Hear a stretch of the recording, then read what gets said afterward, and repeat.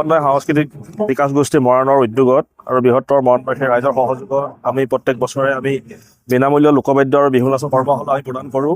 আৰু এই বছৰো আমি আজিৰ পৰা ২৭ মাৰ্চলৈকে আমি বিনামূল্য লোকবাদ্য আৰু বিহু নাচ কৰ্মশালা আমি 10 দিনীয়াকৈ আমি আৰম্ভ কৰিছোঁ। আৰু আজি যথেষ্ট সংখ্যক ছাত্ৰ ছাত্ৰীয়ে অংশগ্ৰহণ কৰিছে।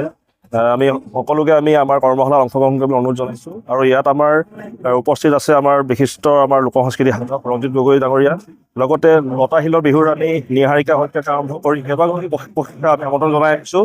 গতিকে আমি ৰাইজক আমি তেওঁলোকৰ ল'ৰা ছোৱালীবিলাকক আমি কৰ্মশালাত আমি তেওঁলোকক অংশগ্ৰহণ কৰাৰ বাবে অনুৰোধ জনাইছোঁ।